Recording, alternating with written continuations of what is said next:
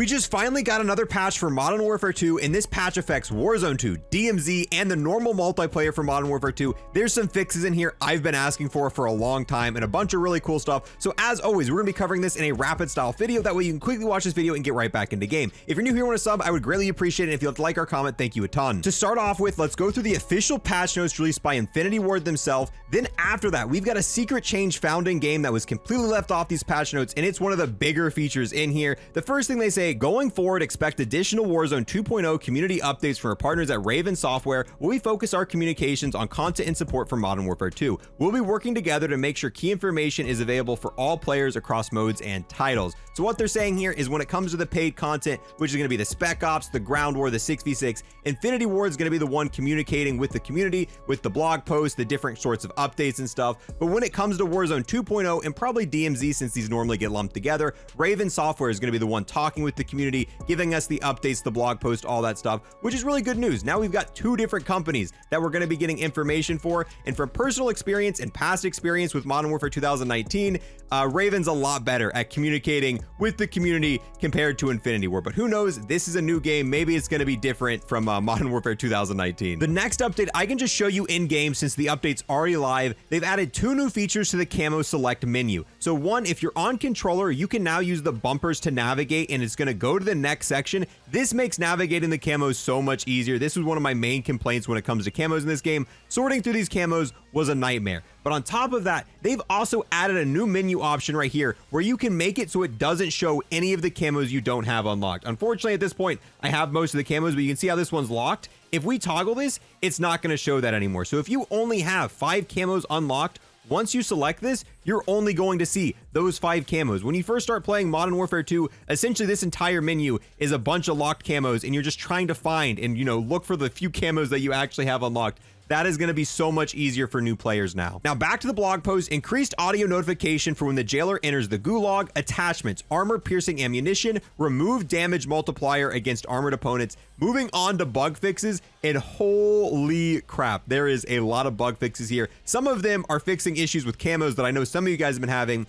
Fixed collision issues with various elements across the game that allowed players to exploit peek/shoot through them. Fix an issue with audio occlusion and directional audio. Fix an issue causing some unlocks in the gunsmith to not track weapon progression. Fix an issue causing overkill to allow players to equip the same weapon as both a primary and a secondary. Fix an issue that was preventing the correct number of Battle Pass tokens from appearing in the Battle Pass menu. Fix an issue causing the season countdown timer on the Battle Pass menu not to indicate the correct amount of time remaining. Fix various incorrect text in the in-game interface. Fix various issues resulting in incorrect controller input when navigating menus. Fix an issue that caused players looking down to appear erratic to others.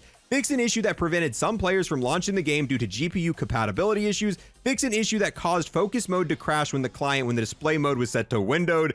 Fix an issue on PlayStation that caused PlayStation Store icon to remain stuck on screen after experiencing network error. Fix an issue causing progression of the dragon and downtown calling card not to track. Fix an issue causing the incorrect operator icon to appear when navigating a select custom skin for Kilo. Fix an issue causing players to get kicked back to the main menu when customizing a loadout. Fix an issue causing an incorrect progression requirement to appear in the prestige menu. Fix various audio related issues causing players to hear notifications at times they should not. Fix an issue causing platinum camo unlock requirements to display incorrectly after having unlocked it. Fixed various issues causing the camera to shake while spectating another player. Fix an issue with the operator model hands being invisible on a ledge or hanging. Fix an issue causing incorrect weapons to appear in the player's weapon showcase. So a lot of things in here, not all of it super important. The main takeaway is the platinum camo challenge requirement should be fixed. A lot of people were having issues with that ever since season 1 dropped. Also some crashing issues, some menu issues, a lot of just basic stuff that needed to be fixed for this game is finally done. So if you've been having any issues with any of the stuff we just listed,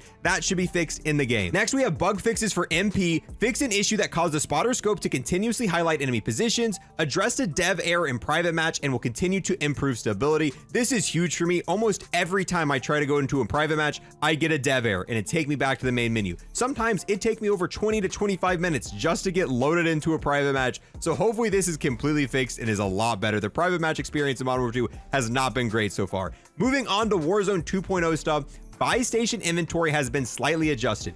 You can no longer get the counter UAV or tactical camera from the buy station in Warzone. visual upgrade to contract activation phone and battle royale. Next, we've got even more bug fixes, this time for Warzone 2.0 and DMZ. Fix an issue preventing some players from hearing others via proximity chat. Then they talk about the DMZ stickers, which they say they fixed, and they kind of did. Prior to this update, these stickers wouldn't work on your weapon at all. However, after the update, only the first few seem to work properly. Then once you get to the higher tiers, they get this weird gray square around them, and it persists all the way up to even the higher end ones. However, the early ones work perfectly fine now with no square. And on top of this, I did check the one you get for the extraction in DMZ, the biohazard one, which you got to extract a weapons crate for, I think 3 or 4 times. You'll get this sticker. This one still does not work in game as after this update. Then they fix an issue where sometimes using a parachute would crash your game. Battle Royale, fix an issue that caused players eliminated in the gulag to either spectate the enemy team or spectate from underneath the playable area. Fix an issue that caused players eliminated in the gulag to not appear in the buy station for squad members to buy back. Fix an issue causing players to skip the downstate and immediately perish despite having an assimilated squad member still alive. Fix an issue preventing players from jumping out of the plane during infill. Fix an issue causing the after action report not to appear. DMZ, fix an issue that was causing players to get kicked out of the backpack interface if looting an eliminated player opponent that had disconnected during the interaction. This is huge. So many times I've been trying to loot backpacks in DMZ and all of a sudden I get kicked out of it and I can no longer loot it. Hopefully that's been fixed. Fix an issue preventing players from equipping lethal and tactical equipment. Fix an issue that caused players to encounter the failed to connect to data centers error while extracting.